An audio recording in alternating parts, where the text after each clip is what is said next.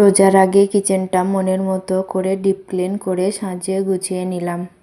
আসসালামু আলাইকুম, সবাই কেমন আছেন? আশা করছি সবাই ভালো আছেন ও সুস্থ আছেন। আবারও নতুন একটা দিনে নতুন একটা ব্লগ ভিডিও নিয়ে হাজির হয়েছে আপনাদের মাঝে। আশা রাখছি আজকের ভিডিওটি আপনাদের কাছে ভালো লাগবে। আমার মনে হয় সব মেয়েদেরই পছন্দের জায়গা হচ্ছে তার কিচেন, তো আমারও তার ব্যতিক্রম নাই। এই রোজার মাসে যদি কিচেনটা পরিষ্কার পরিচ্ছন্ন ঝকঝকে থাকে তাহলে রান্না করতেও ভালো লাগে। মাটির চুলাতেও রান্না করব, মাটির চুলাতে রান্না করব ভাত, আর যে তরকারিগুলো রান্না করব সেগুলোই মাটির চুলাতে রান্না করে নেব। আর ভোরবেলা সেহরিতে শুধু ভাতটা রান্না করে নিলেই হয়ে যাবে। শুধু ভাত রান্না করার জন্য আর মাটির চুলায় যাব না, গ্যাসেই রান্না করে নেব। তো প্রথমে আমি সব জিনিসপত্রগুলো নামিয়ে নিয়েছি। এবার একটু ঝেড়ে মুছে নেব ভিজে টাওয়াল দিয়ে। কালকে আমি সম্পূর্ণ ঘরে ঝোলগুলো ঝেড়েছি, সাথে কিচেনটাও ভালো করে ঝোলগুলো ঝেড়েছি। আজকে শুধু এই জিনিসপত্রগুলো একটু নামিয়ে ঝেড়ে নিলেই হয়ে যাবে। তো রোজার জন্য আমার মোটামুটি সব কাজ প্রায় হয়ে এসেছে, শুধু ঘরের ফার্নিচারগুলো মোছা বাকি আছে আর কিছু বাজার করা বাকি আছে। আমি কিছু করে এনেছি আজকে বাজার, আর কালকে কিছু আমার ছেলেকে দিয়ে আনিয়ে নেব, তাহলেই হয়ে যাবে। তো আমি কিন্তু সকালে রান্না করে তারপরে কাজে হাত দিয়েছি, মানে কিচেনটা পরিষ্কার করার কাজে লেগেছি। সকালে রান্না করেছি সয়াবিন আলু দিয়ে, একটা তরকারি করেছিলাম আর বাটা মাছের ঝোল করেছিলাম। আজকে আর রান্না করা খাওয়া দাওয়া ভিডিও আপনাদের মাঝে শেয়ার করলাম না, কারণ ভিডিওটা অনেক বড় হয়ে যেত, আর অত বড় ভিডিও আপনারা দেখতে বোর হয়ে যেতেন। ভিডিওটা অনেক বড় হয়ে গিয়েছে, শুধু স্পিডে দিয়েছি তাই হয়তো কমে এসেছে।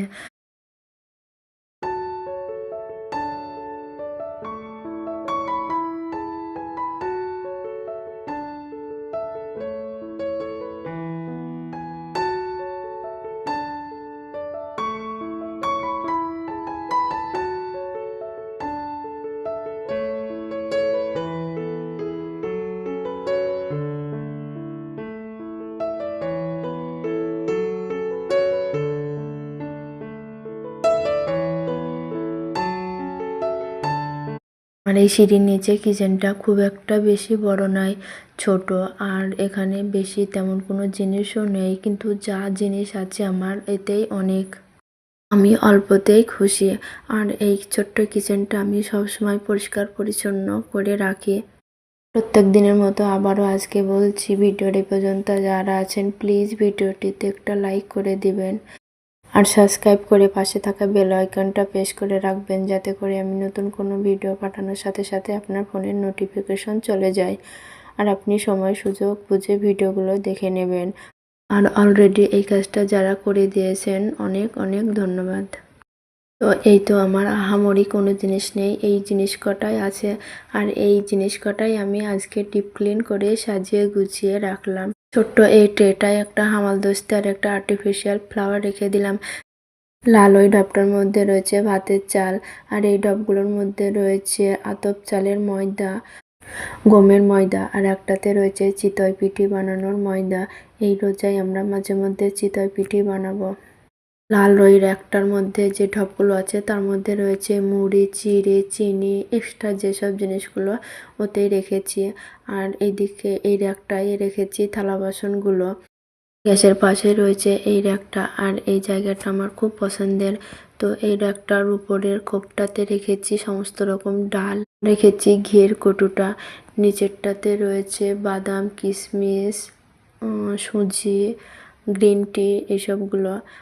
আর নিচের এই কাঁচের জারগুলোতে রয়েছে আখরোট, আমল দুধ, জিরে, তারপরে রয়েছে ক্ষীর খেজুর, এগুলোই। আর পাশে আর একটা ছোট্ট র্যাক রেখেছি, ওতে সমস্ত রকম কাপ প্লেটগুলো রয়েছে। আর তার পাশে যে লাল ঝুড়িটা দেখছেন, ওই লাল ঝুড়িটায় আমার সমস্ত রকমের মানে হাঁড়ি পাতিল ধরা যে কাপড়গুলো সেগুলো রয়েছে। মিটকেসের এই পাশটায় রয়েছে পানির জারগুলো। তো এবার আমি আমার কিচেনের ফাইনাল লুকটা দেখিয়ে দিচ্ছি আপনাদের।